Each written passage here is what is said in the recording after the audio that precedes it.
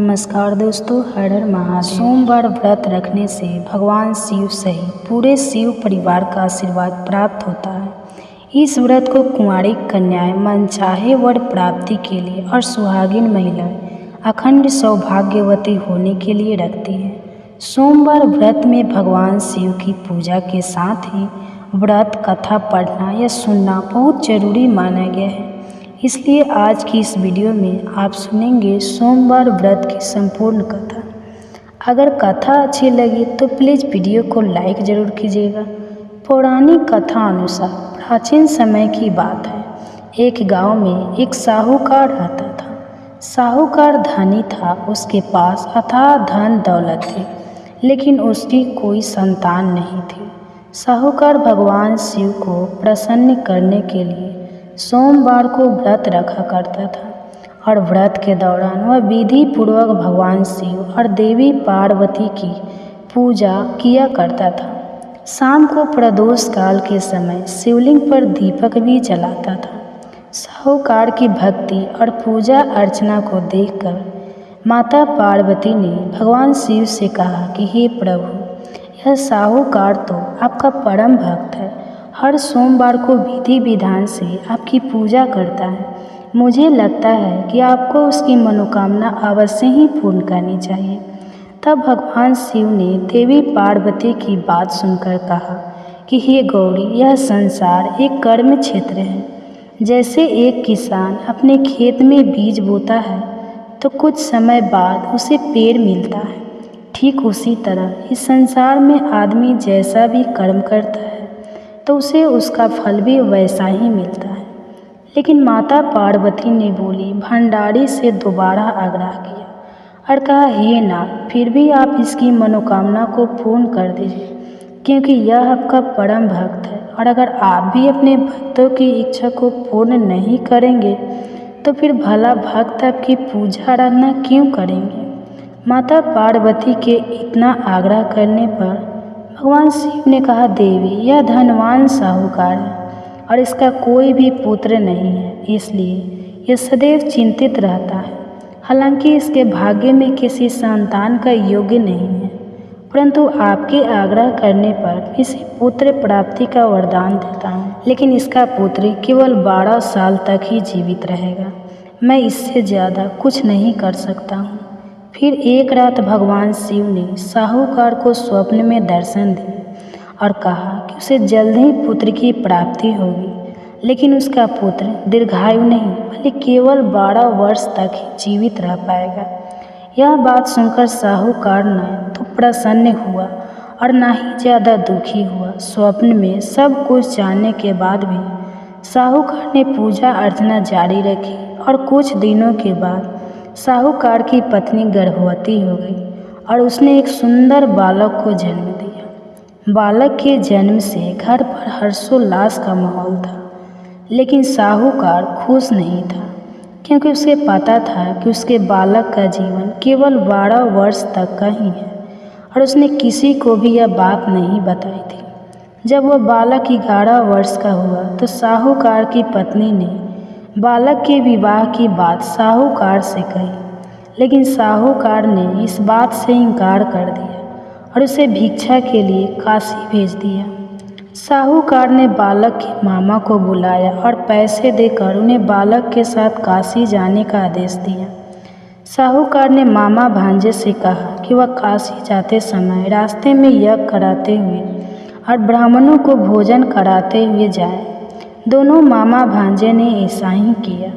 काशी जाते समय जिस रास्ते से मामा भांजे गुजर रहे थे, उसका राजा अपनी पुत्री का विवाह एक ऐसे राजकुमार से करवा रहा था जो कान्हा था। उधर दूल्हे का पिता इस बात से चिंतित था कि अगर दूल्हा पक्ष को पता चल गया तो राजकुमारी विवाह के लिए मना कर देगी। इसलिए उसने जब साहूकार के पुत्र को देखा तो उसने सोचा कि मैं अपने बालक के स्थान पर दौड़ के समय इस बालक को बैठा दूंगा और दुल्हन के पक्ष वालों को पता भी नहीं चले। दूल्हे के पिता ने साहूकार के पुत्र को इस बात के लिए तैयार किया और वह बालक तैयार हो गया। इस तरह उस बालक ने दूल्हे के कपड़े पहन लिए और घोड़ी पर चढ़कर तोरण की रस्म को पूरा किया।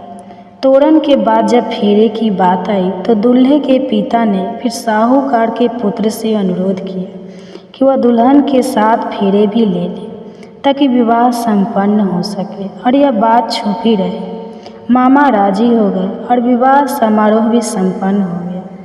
विवाह संपन्न होने के बाद मामा भांजा काशी के लिए प्रस्थान कर तो साहूकार ने पुत्र ने दुल्हन के कपड़ों पर रख दिया कि तुम्हारा विवाह तो मुझसे हुआ है, लेकिन तुम जिसके साथ विदा की जाओगी वह एक आँख वाला आदमी है और मैं काशी शिक्षा ग्रहण करने जा रहा हूँ।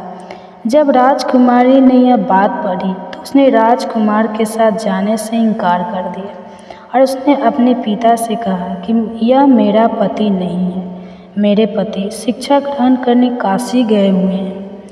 जब सब जगह यह बात फैल गई तो मजबूरी में दूल्हे के पिता ने सारी बात सच सच बता दी और दुल्हन के पिता ने फिर बेटी को भेजने से इनकार कर दिया। इधर मामा भांजे दोनों काशी पहुंच गए और बालक शिक्षा ग्रहण करने लगा। तब मामा ने यज्ञ करना शुरू कर दिया। जब साहूकार का पुत्र 12 वर्ष का हुआ तब एक दिन उसने अपने मामा से कहा कि उसकी तबीयत ठीक नहीं है और वह सोने के लिए अंदर जा रहा है। साहूकार का पुत्र अंदर सोने के लिए कमरे में गया तो उसकी मृत्यु हो गई। थोड़ी देर के बाद जब मामा अंदर पहुँचे तो उन्होंने बालक को मृत अवस्था में देखा और बहुत दुखी हुए, परंतु वो रो नहीं सकते थे वरना उनका यज्ञ अधूरा रह जाता। इसलिए मामा वापस आकर यज्ञ करने लगे और यज्ञ पूरा करने के बाद और ब्राह्मणों को भोजन कराने के बाद मामा अपने मृत भांजे को देखकर विलाप करने लगे। ठीक उसी समय उसी मार्ग से भगवान शिव और देवी पार्वती जी जा रहे थे। माता पार्वती ने किसी के रोने की करुण आवाज़ सुनी तो भगवान शिव से कहने लगी कि हे प्रभु, कोई मनुष्य रो रहा है, चलिए उसके दुख को दूर करते हैं। तब भगवान शिव और देवी पार्वती मामा के पास गए और उन्होंने जब मृत बालक को देखा तो हैरान रह गए, क्योंकि वह भगवान शिव के आशीर्वाद से जन्मा साहूकार का पुत्र था। माता पार्वती ने कहा, हे नाथ, यह तो साहूकार का पुत्र है जिसे अपने केवल 12 वर्ष तक ही जीवन जीने का वरदान दिया था। इसलिए आज 12 वर्ष की आयु पूरी होने पर वह मृत्यु लोक को चला गया। देवी पार्वती ने मृत बालक को देखा तो उन्हें दया आ गई और भगवान शिव के हाथ जोड़कर कहने लगी, हे प्रभु, आप बस एक बार इस बालक को जीवन दान दे दीजिए, वरना इसके माता पिता जीते जी मर जाएंगे। माता पार्वती के कई बार आग्रह करने पर भगवान शिव ने उनकी बात मान ली और उस बालक को जीवन दान दे दिया। साहूकार का पुत्र जीवित हो गया और मामा भांजे अपने घर की ओर प्रस्थान कर गए। रास्ते में साहूकार का पुत्र उसी शहर से गुजर गया जहाँ उसका विवाह हुआ था। दुल्हन के पिता ने बालक को पहचान लिया और मामा भांजे को लेकर महल में आ गए। फिर दुल्हन के पिता ने एक समारोह किया और अपनी पुत्री को धूमधाम से साहूकार के पुत्र के साथ भेज दिया। उधर जब साहूकार का बालक अपनी पत्नी के साथ घर पहुंचा तो उसके माता पिता अंदर कमरे में बंद होकर बैठे हुए थे। वह सोच रहे थे कि अगर उनका पुत्र सही सलामत वापस नहीं लौटा तो वह भूख प्यास से अपनी जान दे देंगे। तभी बालक के मामा ने कमरे के बाहर आकर उन्हें बताया कि उनका पुत्र जीवित और विवाह करके वापस आ गया है।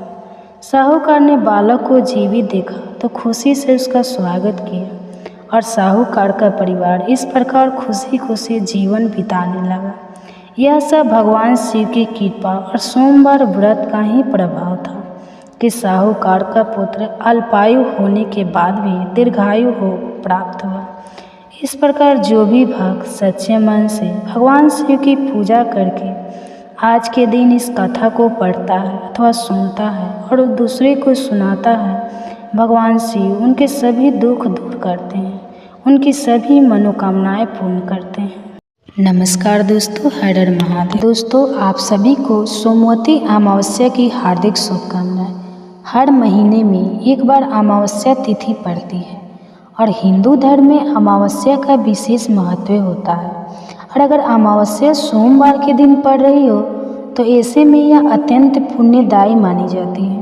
सोमवार को पड़ने वाली अमावस्या को सोमवती अमावस्या के नाम से भी जाना जाता है। इन दिन पितरों की आत्मा की शांति के लिए तर्पण, श्राद्ध, पिंडदान आदि कार्य किए जाता है।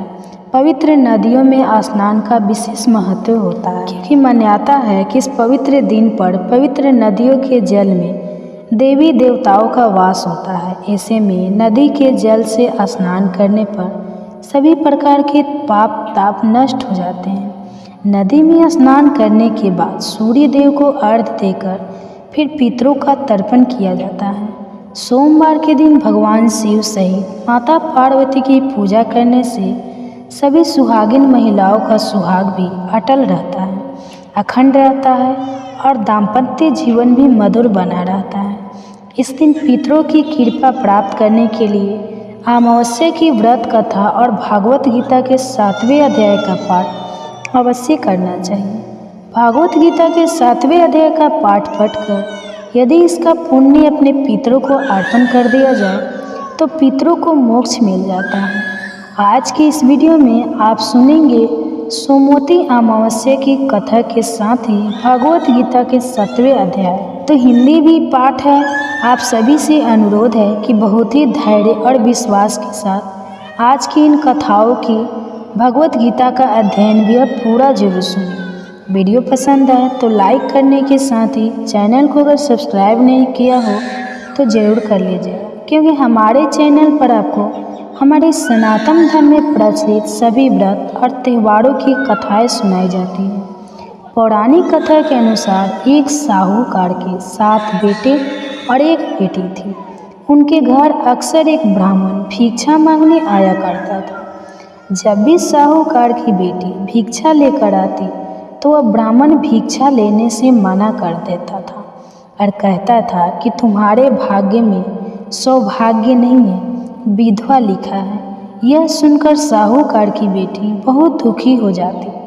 कई बार ऐसा ही होता रहा। तब एक दिन साहूकार की बेटी ने अपनी माँ को सारी बात बता दी कि कैसे एक ब्राह्मण भिक्षा मांगने आता है और उससे भिक्षा लेने से ही मना कर देता है। साहूकार की पत्नी ने अपनी बेटी से कहा कि अगली बार जब भिक्षुक आए तो मुझे बताना। फिर एक दिन वह भिक्षुक द्वार पर आया। उस समय साहूकार की पत्नी दरवाजे से पीछे छुपकर सारी बात सुनने लगी। वही हुआ जैसा हमेशा होता था। भिक्षुक ने साहूकार की बेटी से भिक्षा लेने से मना कर दिया और कहने लगा कि तुम्हारे भाग्य में सुहाग नहीं, विधवा होना लिखा है। इस बात को सुनकर साहूकार की पत्नी दरवाजे की आड़ से बाहर आकर भिक्षु से कहने लगी कि एक तो हम भिक्षा दे रहे हैं, ऊपर से आप हमें अशुभ बातें बता रहे हैं। ब्राह्मण ने कहा कि मैं जो कुछ भी कह रहा हूँ वह सच है। आपकी बेटी के भाग्य में ऐसा ही लिखा है। जब विवाह के समय आपकी बेटी फेरे ले रही होगी, उसी समय सांप आकर इसके पति को काट लेगा और यह विधवा हो जाएगी। ब्राह्मण की ऐसी बातें सुनकर साहूकार की पत्नी दुखी हुई, लेकिन फिर ब्राह्मण से बोली कि अगर आपको यह पता है कि यह विधवा होगी तो आपको यह भी पता हो सकता है कि फिर इसके सुहाग की रक्षा कैसे हो सकेगी। साहूकार की पत्नी के ऐसा पूछने पर ब्राह्मण ने कहा कि यहाँ से बहुत दूर पर एक गांव है जहाँ पर एक धोबन रहती है। वह हर सोमवती अमावस्या को व्रत रखती है। इससे उसका सुहाग अटल है। अगर वह आकर अपना सुहाग आपकी बेटी को दे देगी तभी उसका विधवा टल सकता है। ब्राह्मण की बात सुनकर साहूकार की पत्नी ने ब्राह्मण का धन्यवाद किया और वह सोना धोबन की खोज में निकल पड़ी। एक दिन बहुत तेज धूप के कारण पीपल की छाया में बैठकर आराम कर रही थी। तभी उसने देखा कि एक सांप आया और उस पीपल के पेड़ पर गुरूर के बच्चों को खाने के लिए चढ़ने लगा। साहूकार की पत्नी ने देखकर उस सांप को मार दिया और गुरूर के बच्चों की रक्षा की। इतनी देर में गुरूर भी वहां आ गया और देखा कि आसपास खून ही खून फैला हुआ है। गुरूर को लगा कि साहूकार की पत्नी ने ही उसके बच्चों को नुकसान पहुंचाया है, इसलिए गुरूर ने चोंच से उस पर हमला कर दिया। लेकिन फिर साहूकार की पत्नी ने किसी तरह उसे रोका और बताया कि उसने तो उसके बच्चों की रक्षा की है। गुरूर ने जब इस सच को जाना तब कहने लगा कि तुमने मेरे बच्चों की रक्षा की है, इसलिए बताओ कि मैं कैसे तुम्हारी सहायता कर सकता हूँ। साहूकार ने तब गुरूर को बताया कि वह सोना धोबन की तलाश में निकली हुई है, अगर वह उसे वहाँ तक पहुँचा दे तो बड़ा उपकार होगा। फिर साहूकार ने गुरूर ने सोना धोबन के गांव में पहुँचा दिया। सोना धोबन के 7 बेटे और बहुएं थी, लेकिन बहुओं में घर के काम को लेकर कहा सुनी बहुत हुआ करती थी। साहूकार ने एक उपाय सोचा और वह हर रात जब सभी लोग सो जाते तो सोना धोबन के घर में चुपके से चली जाती और घर का सारा काम काज करके निकल आती। कई दिनों तक ऐसा ही चलता रहा। तब एक दिन सोना धोबन ने सोचा कि अब मेरी बहुएं आपस में कहा सुनी भी नहीं करती और घर का सारा काम काज भी हो जाता है। आखिर ऐसा करता कौन है? यह सब जानने के लिए सोना धोबन छुपकर बैठ गए और सब कुछ उसने अपनी आंखों से देख लिया। काम करके जब साहूकार जाने लगे तब धोबन ने उसे पकड़ लिया और पूछने लगे कि तुम कौन हो और यहाँ इस तरह मेरे घर का काम करके चली क्यों जाती? साहूकरनी ने कहा, मैं सब बता दूंगी, लेकिन पहले वचन दो कि सारा सच जानने के बाद तुम मेरी मदद जरूर करोगी। सोना धोबन ने साहूकार को वचन दिया। साहूकरनी ने सारी बातें सोने धोबन को बता दी और अपने साथ चलने के लिए कहा। सोना धोबन साहूकार के साथ जल्दी से जाने से पहले अपनी बहुएं से बोली कि मेरे लौटने तक हो सकता है थोड़ा देर तुम्हारे ससुर जी की मृत्यु हो जाए, लेकिन उनके शरीर को तेल में डुबो कर रखना, अंतिम संस्कार मत करना। सोना धोबन इस प्रकार चलते चलते साहूकार के घर आ गई और जब साहूकार की बेटी का विवाह हो रहा था तब फेरों के समय एक सांप लहलहा आता हुआ चला आया। सोना धोबन ने उस सांप के आगे दूध और लावा रख दिया। जैसे ही वह सांप दूध पीने लगा कि सोना धोबन ने उस सांप को एक पिटारी में बंद कर दिया और फिर साहूकार ने बेटी से कहने लगी कि अब तक मैंने जितने भी सोमवती अमावस्या का व्रत रखा है उन सभी का पुण्य फल मैं साहूकार की बेटी को देती हूँ। इसके बाद साहूकारनी की बेटी का वैधव्य टल गया और वह सौभाग्यवती बन गई। इधर सोना धोबन ने पकड़े हुए सांप को जंगल में ले जाकर छोड़ दिया। फिर सोना धोबन अपने गांव लौटने लगी। तब एक दिन रास्ते में ही सोमवती अमावस्या पड़ गई। सोना धोबन ने इस दिन व्रत रखा और पीपल की पूजा की, कथा का पाठ भी किया। इसी बीच घर में सोना धोबन के पति की मृत्यु हो गई थी। जब वह वापस अपने घर लौटी तब उसने अपने रास्ते में किए हुए सोमवती अमावस्या का पुण्य अपने पति को दे दिया। उससे उसका मरा हुआ पति फिर से जीवित हो उठा। लोगों ने जब सोना धोबन से पूछा कि तुमने अपने मरे हुए पति को कैसे जीवित कर लिया, तब उसने बताया कि उसने सोमवती अमावस्या के व्रत के प्रभाव से अपने पति को जीवित किया है। तब से उस गांव की सभी सुहागिन महिलाएं भी अपने पति की लंबी आयु की कामना से सोमवती अमावस्या का व्रत रखने लगी। तो यह अमावस्या माता जैसे अपने साहूकार की बेटी और सोना धोबन के पति की रक्षा की, जैसे उनका सुहाग अमर किया, इसी तरह इस कथा को कहने, सुनने और हुंकारा भरने वाली सभी सुहागिन महिलाओं के सुहाग की रक्षा करना, सभी का सुहाग अटल रखना। हरतालिका तीज का व्रत कुंवारी लड़कियां किस प्रकार करें, कैसे वह हरतालिका तीज की पूजा करें और उनके लिए व्रत के नियम क्या क्या है, आज इस वीडियो में आपको पूरी जानकारी मिलेगी ताकि कुंवारी लड़कियों को उनका माँ जहाँ पर प्राप्त हो सके और उनकी समस्त मनोकामनाएं पूरी हो सके।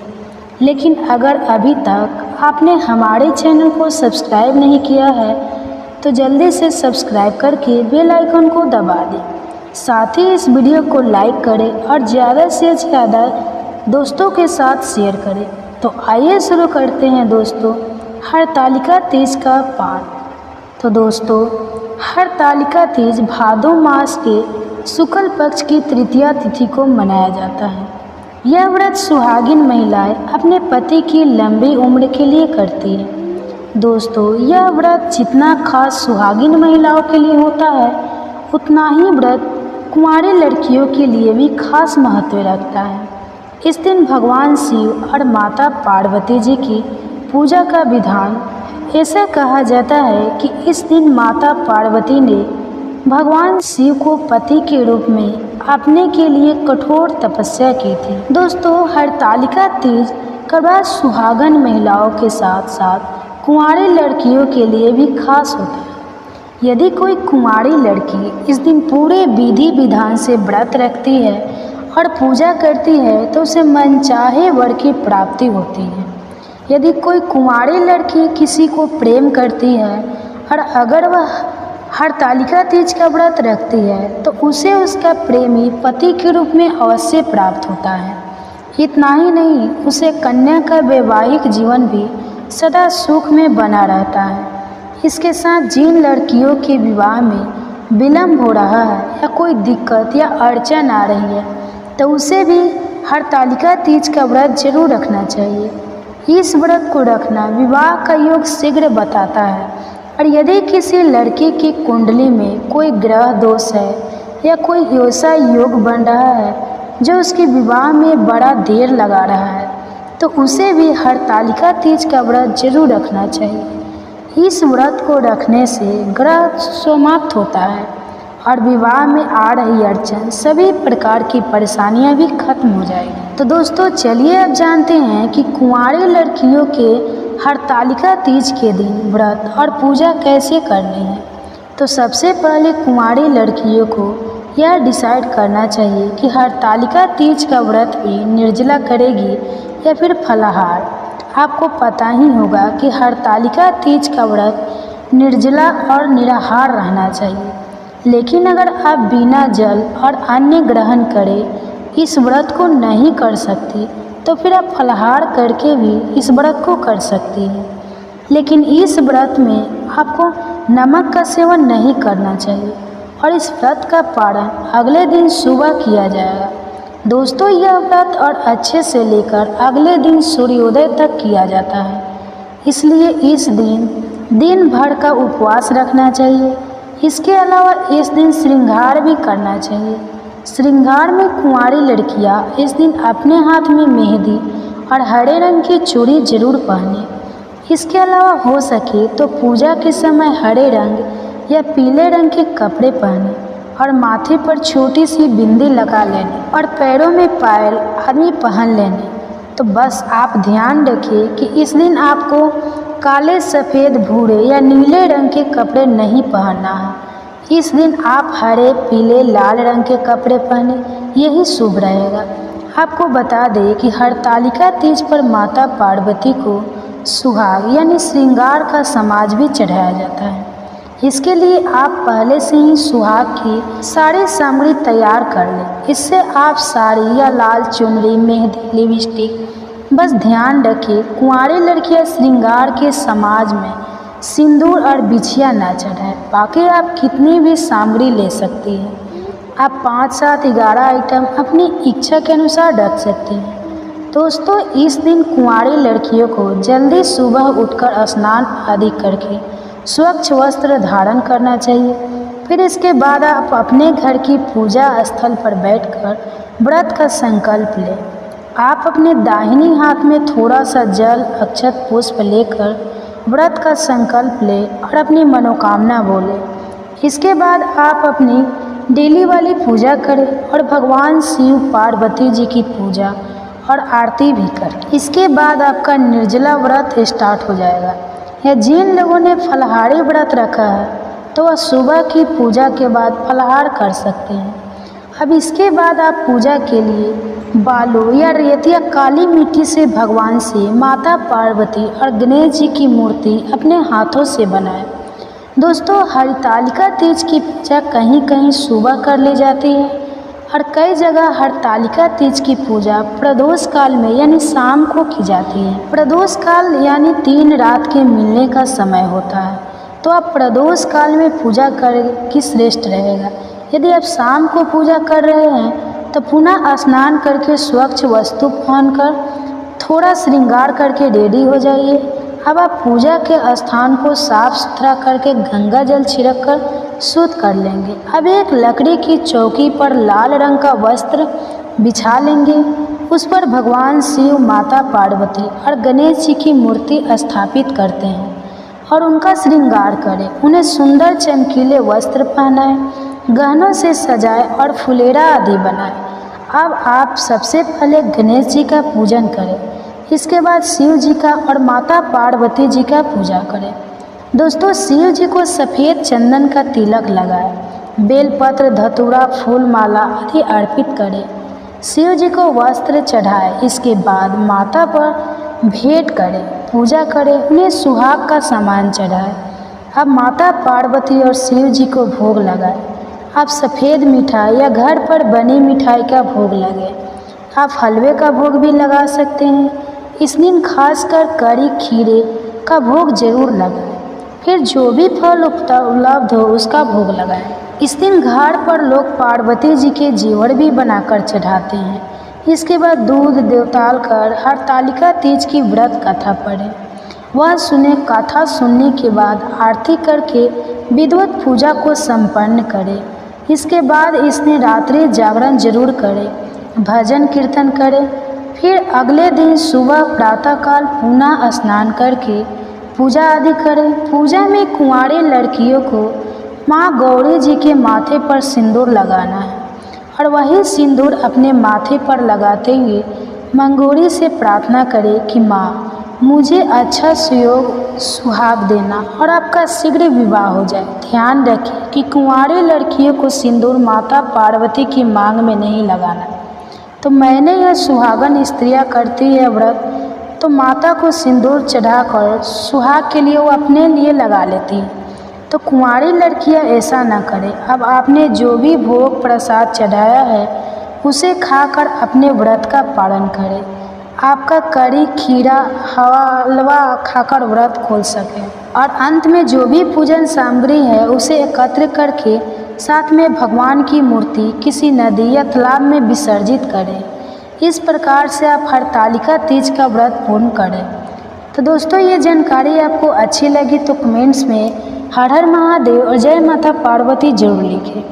अगर आपका कोई सवाल है तो उसे कमेंट बॉक्स में अवश्य पूछ लें और इस वीडियो को लाइक करें और अपने दोस्तों के साथ शेयर करें। अगर चैनल पे नए हैं तो चैनल को सब्सक्राइब करें। धन्यवाद। पूजा नहीं किया करती थी। कमलकांत उसे समझाता कि ऐसा ना करने से सूर्य भगवान जो कि हमारे कुल देवता हैं वह नाराज हो जाएंगे, पर वह नहीं मानती और अपनी जेठानी को अनपढ़ गुआर कहकर उसका मजाक उड़ाया करती थी। दोनों भाई एक साथ रहते थे, एक ही साथ में काम करते, घर में सुख शांति थी। लेकिन एक दिन संजना किसी बात पर सत्यवती से लड़ाई हो गई और वह कमलकांत से कहने लगी कि वह यहाँ नहीं रहेगी। सभी ने उसे बहुत समझाया पर वह नहीं मानी और घर, खेत, रुपया, पैसा आदि में बंटवारा करा दिया। अब दोनों भाई अलग रहने लगे। आज रविवार के दिन सत्यवती ने व्रत किया। शाम को उसने सूर्य भगवान की पूजा की और जल चढ़ाया। उसी समय संजना वहाँ आई और कहने लगी, यदि तुम्हारे सूर्य भगवान इतने ही सच्चे हैं तो शाम होते ही मुंह छुपाकर भाग क्यों जाते हैं, और जब भी बादल आते हैं वे उनके पीछे क्यों छुप जाते हैं। तो कभी ऐसा भगवान की पूजा नहीं कर सकती है। और सत्यवती ने उसे बहुत समझाया पर वह नहीं मानी और सत्यवती और सूर्य भगवान की हंसी उड़ाते हुए उस घर से ली गई। सत्यवती को बहुत दुख हुआ। उसे डर भी था कि अधिक कुल देवता नाराज हो गए तो परिवार पर बहुत संकट आ सकता है। रात को जब सत्यवती सो रही थी तो सपने में उसे सूर्य भगवान ने दर्शन दिए और कहा, मैं तुम्हारी भक्ति से बहुत प्रसन्न हूँ, मांगो क्या मांगती हूँ। तब सत्यवती ने कहा, भगवान मेरी देवरानी ना समझ है, उसके कारण आप रुष्ट ना हो। उसे क्षमा कर दे। सत्यवती की बात सुनकर सूर्यदेव बहुत प्रसन्न हुए और उन्होंने कहा, ठीक है, मैं उसे माफ़ करता हूँ। मेरे साथी मैं तुम्हें सोने का एक सिक्का देता हूँ, इसे अपने धन के साथ रख देना, तुम्हें कभी धन की कमी नहीं होगी। यह कहकर सूर्य भगवान अंतर ध्यान हो गए। सुबह जब सत्यवती उठी तो देखा उसके सिरहाने सोने का सिक्का चमक रहा था।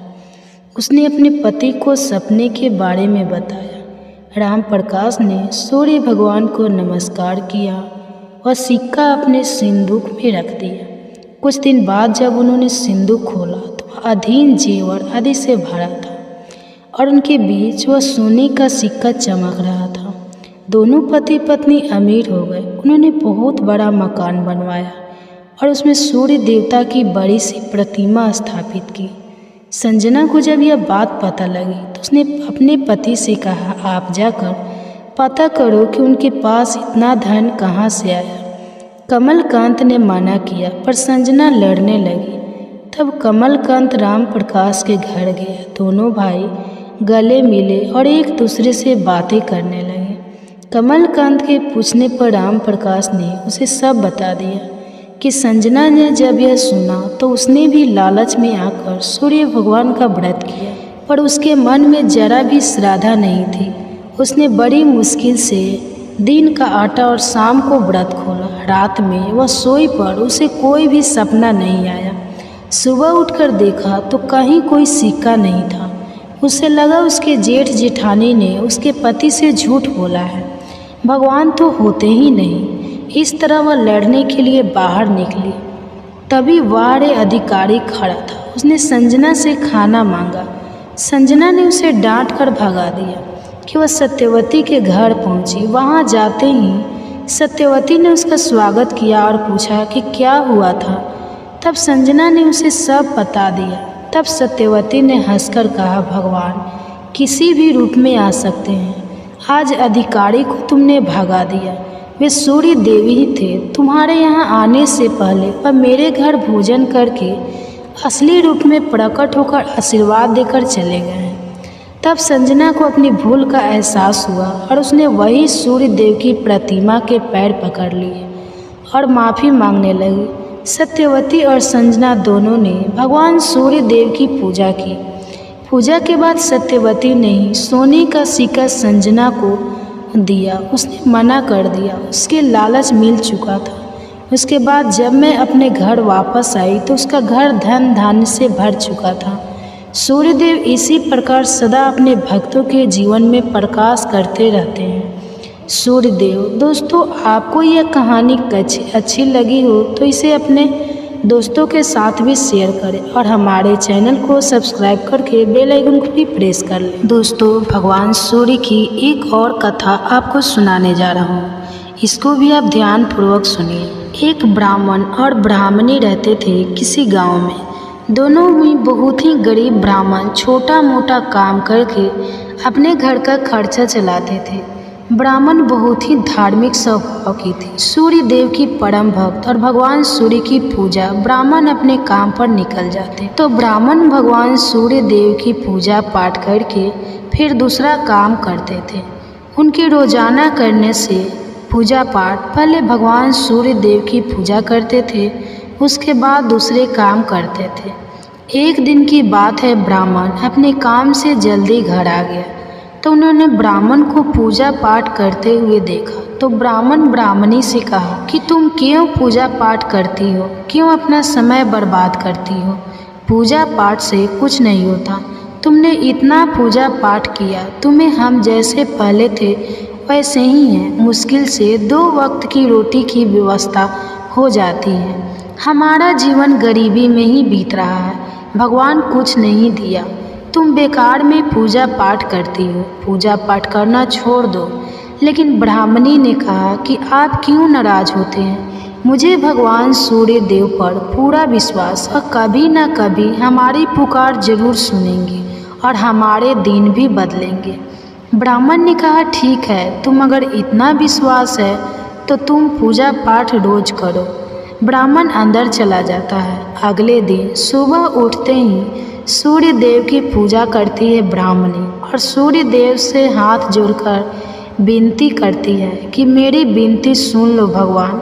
हमें इतना कि हमारे जीवन में आसानी से 2 वक्त की रोटी मिल सके। ब्राह्मणी बहुत दुखी होती है कि जब ब्राह्मणी रात में सो रही होती है तो भगवान सूर्य देव उसे सपने में दर्शन देते हैं और कहते हैं, ब्राह्मणी मैं तुम्हारी पूजा से बहुत खुश हूँ, तुम्हें जो चाहिए वो मांग लो। सूर्य देव ने कहा कि तुम्हें जो कुछ भी चाहिए वो तुम मांगो। ब्राह्मणी इधर उधर देखती कि वो आंगन में जाती तो आंगन में सोने के उपलक्ष्य में की ब्राह्मण उन रुपयों को देखती और बहुत खुश होती और वह कहती कि भगवान सूर्य देव ने मेरी प्रार्थना सुन ली। फिर वह ब्राह्मण को सारी बात बताई। ब्राह्मण ने ब्राह्मणी को कहती है कि मैं आपसे कहा था कि सूर्य देव जरूर हमारी रक्षा करेंगे। सूर्य भगवान ने हमें यह सोने के सिक्के उपहार में दिए हैं, अब हम इन्हें ले जाकर और अपना कुछ काम शुरू करेंगे। और ब्राह्मणी बहुत खुश होती है तो कहती है, मुझे विश्वास नहीं कि तुम्हारे भगवान हमारा जीवन कैसे बदल देंगे। तो ब्राह्मणी कहती है, अब हम भगवान पर विश्वास करने लगे और ब्राह्मण के साथ भगवान सूर्य देव की पूजा करने लगे। नमस्कार दोस्तों, हर हर महादेव। दोस्तों, प्रत्येक माह की कृष्ण चतुर्दशी को शिवरात्रि मनाई जाती है। मान्यता है कि भादो मास की कृष्ण चतुर्दशी को मध्य रात्रि में भगवान शिव लिंग रूप में प्रकट हुए थे और शिवलिंग की पहली बार पूजा अर्चना भगवान विष्णु और भगवान ब्रह्मा जी द्वारा संपन्न हुई थी। इसलिए फाल्गु भादो कृष्ण चतुर्दशी को महाशिवरात्रि मनाई जाती है, जबकि अन्य सभी कृष्ण चतुर्दशी को मासिक शिवरात्रि मनाई जाती है। मासिक शिवरात्रि के दिन व्रत करने से हर मुश्किल कार्य आसानी से हो जाता है। इस दिन जो भी कन्याएं मनोवांछित वर पाना चाहती है या जिनके यहाँ में किसी भी प्रकार की रुकावट आ रही है, वह मगर मासिक शिवरात्रि का व्रत करे तो उनकी हर समस्या दूर हो जाती है। तो शिव पुराण में कहा गया है कि इस दिन जो भी सच्चे मन से व्रत करता है और व्रत कथा सुनता है, उसकी हर इच्छा पूरी हो जाती है। जो भी श्रद्धालु मासिक शिवरात्रि का व्रत करना चाहते हैं वह इसे महाशिवरात्रि से आरंभ कर सकते हैं और 1 साल तक कायम रख सकते हैं। यह माना जाता है कि मासिक शिवरात्रि के व्रत को करने से भगवान शिव की कृपा द्वारा कोई भी मुश्किल और असंभव कार्य पूरे किए जा सकते हैं। श्रद्धालुओं को शिवरात्रि के दौरान जागे रहना चाहिए और रात्रि के दौरान भगवान शिव की पूजा अर्चना करना चाहिए। और अविवाहित महिला इस व्रत को अविवाहित होने हेतु एवं विवाह महिलाएं अपने विवाहित होने जीवन में सुख और शांति बनाए रखने के लिए इस व्रत को करती है। मासिक शिवरात्रि अगर सोमवार के दिन पड़ती है तो बहुत ही शुभ होती है। शिवरात्रि पूजन मध्य रात्रि के दौरान किया जाता है। मध्य रात्रि को निश्चित आकार के नाम से जाना जाता है और यह 2 घंटे के लिए प्रबल होती है। तो दोस्तों, आइए जानते हैं मासिक शिवरात्रि की पूजा विधि। दोस्तों, मासिक शिवरात्रि के दिन सुबह सूर्योदय से उठकर स्नान आदि कार्यों से निर्मित हो जाए।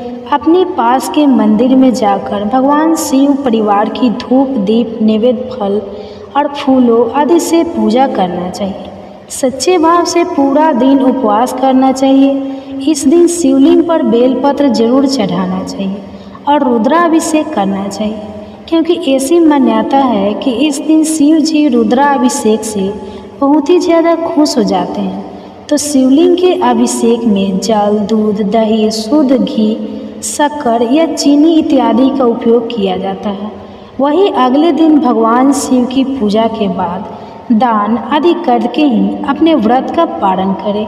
अपने संकल्प के अनुसार व्रत करके ही उसका विधिवत तरीके से पूजन करना चाहिए।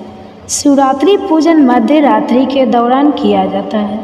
रात को 12 बजे के बाद थोड़ी देर जाकर भगवान शिव की आराधना करें और शिव चालीसा का पाठ करें। इससे आर्थिक परेशानियां दूर होती है। इस दिन सफ़ेद वस्तुओं के दान की अधिक महिमा होती है। इससे कभी भी आपके घर में धन की कमी नहीं होगी। अगर आप सच्चे मन से मासिक शिवरात्रि का व्रत रखते हैं तो आपका कोई भी मुश्किल कार्य आसानी से हो जाएगा। इस दिन शिव पार्वती की पूजा करने से सभी कष्टों से मुक्ति मिलने की भी मान्यता है। तो दोस्तों आइए सुनते हैं मासिक शिवरात्रि व्रत कथा। तो आप लोगों से विनम्र निवेदन है कि यह कथा अंत तक जरूर सुनें। दोस्तों एक समय की बात है, पूर्व काल में चित्रभानु नामक एक शिकारी था। जानवरों की हत्या करके वह अपने परिवार को पालता था।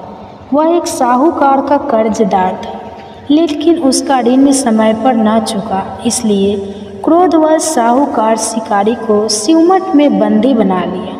संजोग से उस दिन शिवरात्रि थी। शिकारी ध्यान मग्न होकर शिव संबंधी धार्मिक बातें सुनता रहा। चतुर्थी को उसने शिवरात्रि की कथा भी सुनी। संध्या होते ही साहूकार ने उसे अपने पास बुलाया और ऋण चुकाने के विषय में बात की। शिकारी अगले दिन सारा ऋण लौटा देने का वचन देकर बंधन से टूट गया। अपनी दिनचर्या की भांति वह जंगल में शिकार के लिए निकला, लेकिन दिन भर बंदी गृह में रहने के कारण भूख प्यास से व्याकुल था। शिकार करने के लिए वह एक तालाब के किनारे बेल वृक्ष पर पड़ाव बनाने लगा। बेल वृक्ष के नीचे शिवलिंग था जो बेल पत्रों से ढका हुआ था। शिकारी को उसका पता न चला। पड़ाव बनाते समय उसने जो टहनियाँ तोड़ी वे संजोग से शिवलिंग पर गिरी। इस प्रकार दिन भर भूखे प्यासे शिकारी का व्रत भी हो गया और शिवलिंग पर बेल पत्र भी चढ़ गए। एक पहर रात्रि बीत जाने पर एक गर्भिणी मृगी तालाब पर पानी पीने पहुंची। शिकारी ने धनुष पर तीर चढ़ाए ज्यों ही प्रत्यक्षा खींची। मृगी बोली, मैं गर्भिणी हूँ, शीघ्र ही प्रसव करूँगी। तुम एक साथ 2 जीवों की हत्या करोगे जो ठीक नहीं है। मैं अपने बच्चों को जन्म देकर शीघ्र ही तुम्हारे सामने प्रस्तुत हो जाऊँगी। तुम मुझे मार लेना। शिकारी ने प्रत्यक्षा ढीली कर ली और मृगी झाड़ियों में लुप्त हो गए। प्रत्यक्षा चढ़ाने तथा भी लिए करने के वक्त कुछ बेलपत्र अन्यास ही टूटकर शिवलिंग पर गिर गए। इस प्रकार उसे अनजाने में ही प्रथम पहर का पूजन भी संपन्न हो गया। और फिर कुछ ही देर बाद एक और मृगी उधर से निकली और शिकारी की प्रसन्नता का ठिकाना न रहा। समीप आने पर उनसे धनुष पर बाण चढ़ाया। तब उसे देख मृगी ने विनम्रतापूर्वक निवेदन किया, हे शिकारी, मैं थोड़ी देर पहले ही ऋतु से निर्मित हुई हूँ। कामातुर बड़हिनी हूँ, अपने प्रिय की खोज में भटक रही हूँ। मैं अपने पति से मिलकर शीघ्र ही तुम्हारे पास आ जाऊँगा। शिकारी ने उसे भी जाने दिया। 2 बार शिकार को खोकर उसका माथा ठनका। वह चिंता में पड़ गया और रात्रि का आखिरी पहर बीत रहा था। इस बार भी धनुष से अलग कर कुछ बेलपत्र शिवलिंग पर जा गिरे तथा दूसरे पहर की पूजन भी संपन्न हो गई। शिकार को खोलो और उसका माथा टनका। वह चिंता में पड़ गया। रात्रि का आखिरी पहर बीत रहा था। अभी तक अन्य मृगी अपने बच्चों के साथ घर से निकली। शिकारी के लिए स्वर्णिम अवसर था। उसने धनुष पर तीर चढ़ाने में देर न लगाई। वह तीर छोड़ने ही वाला था कि मृगी बोली, हे पारधी, मैं इन बच्चों को पिता के हवाले करके लौट आऊँगी। उस समय मुझे मत मार। शिकारी हंसा और बोला, सामने आए शिकार को छोड़ दूँ, मैं ऐसा मूर्ख नहीं। इससे पहले मैं 2 बार अपना शिकार खो चुका हूँ। मेरे बच्चे भूख प्यास से तड़प रहे होंगे। तब उत्तर में मृगी ने फिर कहा, जैसे तुम्हें अपने बच्चों की ममता सता रही है, ठीक वैसे ही मुझे भी सता रही है। इसलिए सिर्फ बच्चों के नाम पर मैं थोड़ी चीर के लिए जीवन दान मांग रही हूँ। यह शिकारी, मेरा विश्वास करो, मैं इनके पिता के पास छोड़कर तुरंत लौटने की प्रतिज्ञा करती हूँ। और फिर मृगी की दंस्वर सुनकर शिकारी की उस पर दया आ गई और उसने उस मृगी को भी जाने दिया। शिकार के अभाव में बेल वृक्ष पर बैठा शिकारी बेल पत्र तोड़ तोड़ कर नीचे फेंकता जा रहा था। पाँव पटकने को हुए तो एक हष्ट पुष्ट मृग उसी रास्ते पर आया। शिकारी ने सोच लिया कि शिकार तो वह अवश्य करेगा। शिकारी की तनी प्रत्यक्षा देखकर मृग विनीत स्वर में बोला, हे शिकारी भाई, यदि तुमने मुझसे पूर्व आने वाली 3 मृगियों तथा छोटे छोटे बच्चे को मार डाला है तो चीर मारने में विलंब न करो, ताकि उन्हें वियोग में मुझे एक क्षण भी दुख न सहना पड़े। मैं उन मुर्गियों का पति हूँ। यदि तुमने उन्हें जीवन दान दिया है तो मुझे भी कुछ क्षण जीवन दान देने की कृपा करो। मैं उनसे मिलकर तुम्हारे सामने उपस्थित हो जाऊंगा। और मृग की बात सुनते ही शिकारी के सामने पूरी रात का घटना चक्र घूम गया। उसने सारी कथा मृग को सुना दी। तब मृग ने कहा, मेरी दोनों पत्नियां जिस प्रकार प्रतिज्ञाबद्ध होकर गई है, मेरी मृत्यु से अपने धर्म का पालन नहीं कर पाएगी। अतः जैसे तुमने उन्हें विश्वास पात्र मानकर छोड़ा है, वैसे ही मुझे भी जाने दो। मैं उन सबके साथ तुम्हारे सामने शीघ्र ही उपस्थित होता हूँ। दोस्तों, उपवास, रात्रि जागरण तथा शिवलिंग पर बेलपत्र चढ़ाने से शिकारी का हिंसक हृदय निर्मल हो गया था। उसमें भगवत शक्ति का वास हो गया था। धनुष तथा बाण उसके हाथ से सहज ही छूट गए। भगवान शिव की अनुकंपा से उसका हृदय करुणिक भाव से भर गया। वह अपने अतीत के कर्मों को याद करके पश्चाताप की ज्वाला में जलने लगा। और फिर थोड़ी ही देर बाद मृग सब परिवार शिकारी के समक्ष उपस्थित हो गया ताकि वह उनका शिकार कर सके। किंतु जंगली पशुओं की ऐसी सत्यता, सात्विकता एवं सामूहिक प्रेम भावना देखकर शिकारी को बड़ी ग्लानि हुई। उसके नेत्रों से आंसुओं की झड़ी लग गई। उस मृग परिवार को न मारकर शिकारी ने अपने कठोर हृदय को जीव निशा से हटा दिया, सदा के लिए कोमल एवं दयालु बना लिया। दोस्तों, अनजाने में शिवरात्रि के व्रत का पालन करने पर भी शिकारी को मोक्ष की प्राप्ति हुई। जब मृत्यु काल में यमदूत उसके जीव को लेने आए तो शिव गणों ने उन्हें वापस भेज दिया तथा शिकारी को शिव लोक ले गए। शिव जी की कृपा से ही अपने इस जन्म में राजा चित्रभानु अपने पिछले जन्म को याद रख पाए तथा महाशिवरात्रि के महत्व को जानकर उसका अगले जन्म में ही पालन कर पाए। दोस्तों, शिकारी की कथा अनुसार हमें यह संदेश मिलता है कि भगवान को महादेव तो अनजाने में किए गए व्रत का भी फल दे देते हैं, पर वास्तव में महादेव शिकारी की दया भाव से प्रसन्न हुए। अपने परिवार के कष्ट का ध्यान होते हुए भी शिकारी ने मृग परिवार को जाने दिया। यह करुणा ही वस्तु तो शिकारी को उन पंडित एवं पुजारियों से उत्कृष्ट बना देती है जो कि सिर्फ रात्रि जागरण, उपवास, हुमन, दूध, दही, बेलपत्र आदि द्वारा भगवान शिव को प्रसन्न कर लेना चाहते हैं। दोस्तों, इस कथा में सबसे महत्वपूर्ण बात यह भी है कि इस कथा में अनजाने में हुई पूजन पर विशेष बल दिया गया है। इसका अर्थ यह नहीं है कि भगवान शिव किसी भी प्रकार से किए गए पूजन को स्वीकार कर लेते हैं अथवा भोलेनाथ जाने या अनजाने में हुई पूजन में भेद नहीं कर सकते हैं। दोस्तों, वास्तव में वह शिकारी शिव पूजन नहीं कर रहा था। इसका अर्थ यह भी हुआ कि वह किस तरह के किसी फल की कामना भी नहीं कर रहा था। उसने मृग परिवार को समय एवं जीवन दान दिया जो कि शिव पूजन के सामान्य है। भगवान शिव का अर्थ ही कल्याण होता है। उन निरीह प्राणियों का कल्याण करने के कारण ही शिकारी शिव तत्व को जान पाया तथा शिव उसका साक्षात हुआ है। और हाँ दोस्तों, परोपकार करने के लिए महाशिवरात्रि का दिवस होना भी आवश्यक नहीं है। पुराण में 4 प्रकार के शिवरात्रि पूजन का वर्णन है। मासिक शिवरात्रि, प्रथम आदि शिवरात्रि अथवा महाशिवरात्रि, और पुराण में वर्णित अंतिम शिवरात्रि है नित्य शिवरात्रि। वस्तुत प्रत्येक रात्रि ही शिवरात्रि है।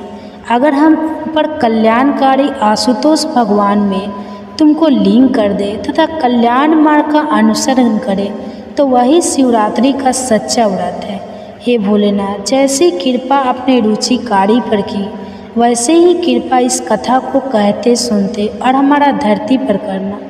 तो सब मिलकर बोलिए भोलेनाथ की जय। दोस्तों, अगर आप लोगों को ये वीडियो अच्छी लगी हो तो प्लीज़ लाइक करें, शेयर करें, कमेंट करें और मेरे चैनल को सब्सक्राइब कर बेल आइकन को भी प्रेस कर लें ताकि नोटिफिकेशन आप सबको मिल सके। धन्यवाद। तो हरे कृष्णा, इसी सुविचार के साथ आप सभी का दिन शुभ और मंगलमय हो। कान्हा जी का आशीर्वाद सदा आप सभी पर बना रहे। इससे पहले की कथा सुनने के लिए आप सभी को बहुत बहुत धन्यवाद। आप सुनिए आज की कथा। ब्रह्मा जी कहते हैं, हे ब्राह्मणों, सब तीर्थों और क्षेत्रों में जो जप, होम, व्रत और तपस्या तथा दान के फल प्राप्त होते हैं, उनमें से कोई ऐसा दिखाई नहीं देता जो पुरुषोत्तम क्षेत्र में रहने के फल की बराबरी कर सके। अब बारंबार अधिक कहने की क्या आवश्यकता। वह पुरुषोत्तम क्षेत्र सबसे महान है। यह बात सत्य है, सत्य है, एकदम सत्य है। समुद्र के जल से घिरे हुए पुरुषोत्तम तीर्थ का एक बार भी दर्शन कर लेने पर तथा ब्रह्मा विद्या का एक बार भी बोझ हो जाने पर मनुष्य फिर गर्भ में नहीं आता। जहाँ भगवान विष्णु का सान्निध्य है, उस उत्तम पुरुषोत्तम क्षेत्र में 1 वर्ष या फिर 1 मास तक भगवान की उपासना करें। ऐसा करने वाले पुरुष ने जप, होम तथा भारी तपस्या की है। वह उस परम धाम में जाता है जहाँ साक्षात ईश्वर श्रीहरि विराजमान रहते हैं। ब्रह्मा जी की बात सुनकर मुनिगण कहने लगे, भगवान, हमें तीर्थ की महिमा का विस्तार पूर्वक श्रवण करने पर भी तृप्ति नहीं होती, इसलिए आप पुनः किसी गोपनीय तीर्थ का वर्णन कीजिए। ब्रह्मा जी कहने लगे, श्रेष्ठ ब्राह्मणों, पूर्व समय में देवर्षि नारद ने मुझसे यही प्रश्न पूछा था।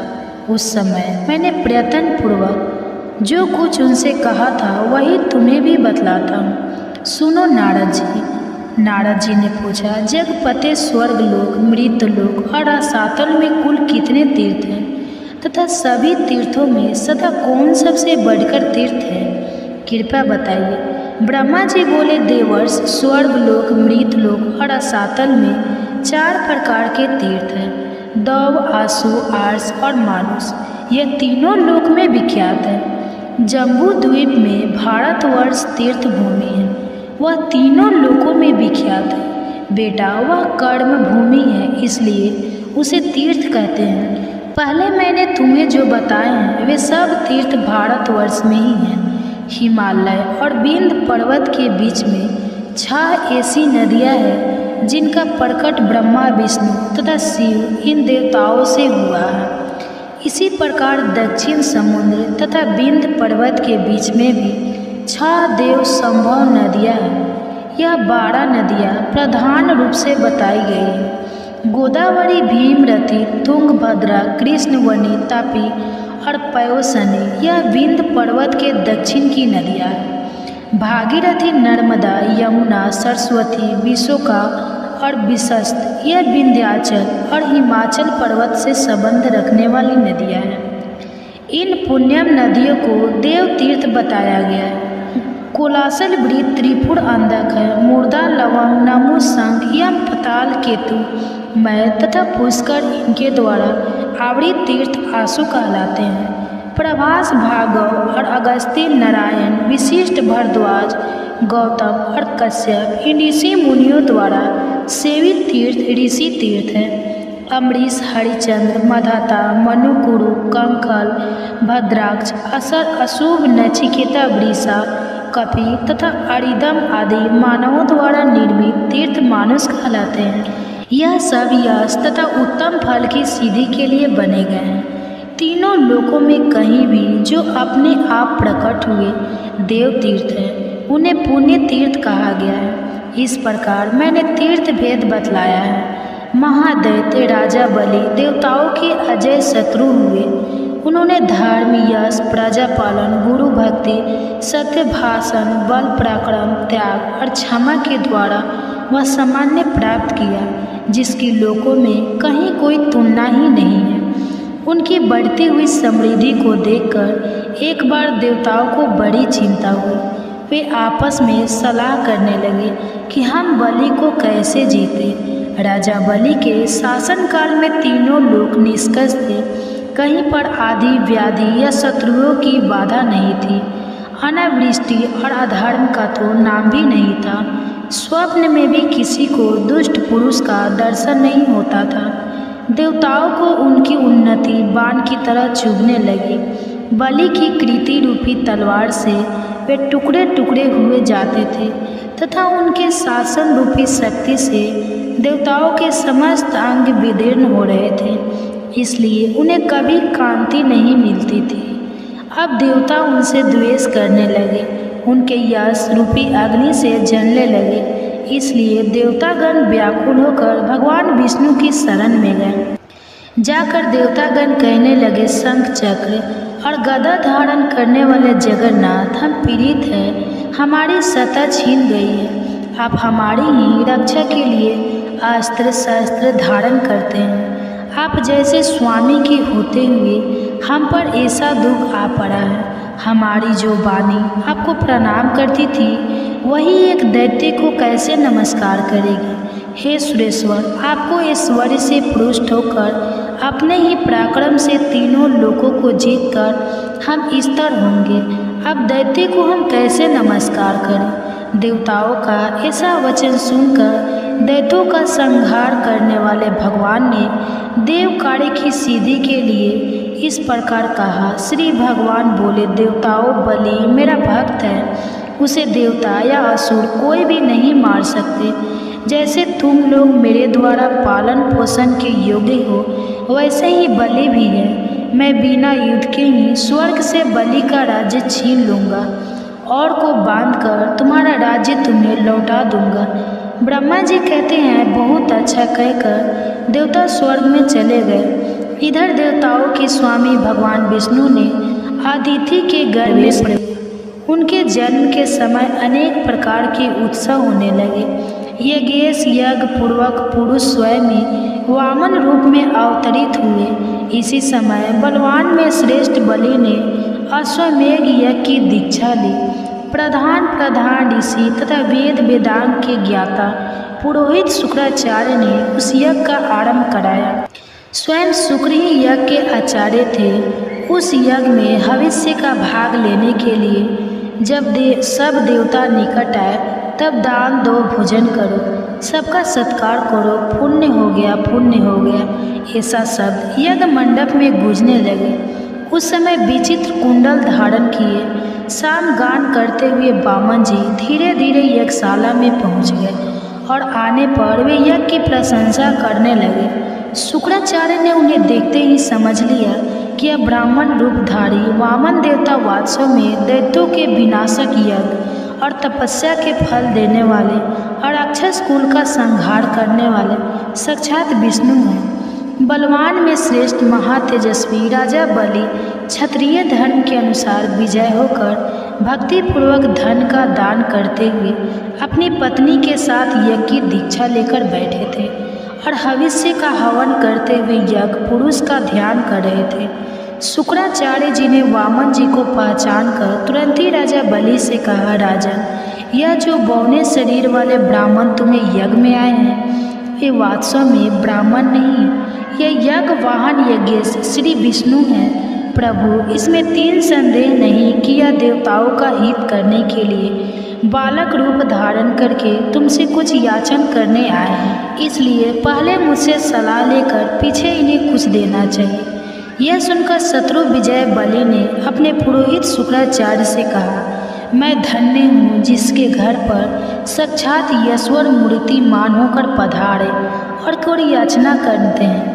अब इसमें सलाह लेने के योग्य कौन सी बात रह जाती है। ऐसा कहकर पत्नी और पुरोहित शुक्राचार्य के साथ राजा बलि उस स्थान पर आए जहाँ अदिति नंदन वामन जी विराजमान थे। राजा ने हाथ जोड़कर पूछा, भगवान बताइए आप क्या चाहते हैं। तब वामन जी ने, नेहा महाराज, केवल 3 पग भूमि दे दीजिए और किसी की धन की मुझे आवश्यकता नहीं।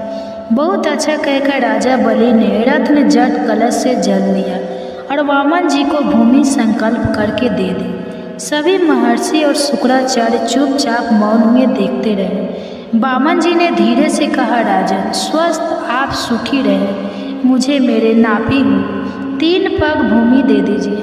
तब वे तथास्तु कहकर जैसे ही वामन जी की ओर देखा, वे विराट रूप हो गए। चंद्रमा और सूर्य उनकी छाती के सामने आ गए। उन्हें इस रूप में देखकर पत्नी सहित दैत्य आज बलि ने विनय पूर्वक कहा, जगदम्ब विष्णु, आप अपनी शक्ति पर भैर बढ़ाइए।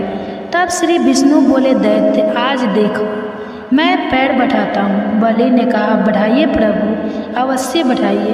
तब भगवान ने पृथ्वी के नीचे स्थित कच्छप की पीठ पर पैर रखकर पहला पग बलि के यज्ञ में रखा, किंतु उनका दूसरा पग ब्रह्मा लोक तक जा पहुंचा। उस समय उन्होंने बलि से कहा, दैत्य, मेरा तीसरा पग रखने के लिए तो अब स्थान ही नहीं बचा, कहाँ रखूँ स्थान? दो यह सुनकर बलि ने हंसते हुए कहा, जगत, मैं देवेश्वर, आपने ही तो जगत की सृष्टि की है, मैं तो इसका सृष्टा नहीं हूँ। अगर यह छोटा सा थोड़ा हो गया हो तो इसमें तो आपकी ही दोष है, मैं क्या करूँ? केशव, फिर भी मैं अभी असत्य नहीं बोलता, इसलिए आप मेरे सत्य की रक्षा करते हुए अपना तीसरा पग मेरी पीठ पर ही रखिए। बलि का यह वचन सुनकर वेद त्रय रूप देव पूजित भगवान प्रसन्न होकर बोले, दैत्य, आज मैं तुम्हारी भक्ति से बहुत प्रसन्न हूँ, तुम्हारा कल्याण हो, कोई वर मांगो। तब बलि ने जगत के स्वामी भगवान त्रिभुवन से कहा, अब मैं आपसे याचना नहीं करूँगा। तब भगवान ने स्वयं ही प्रसन्न होकर उन्हें मनवांछित वर दे दिया। वर्तमान समय में रसातल का राज्य, भविष्य में इंद्र पद, स्वतः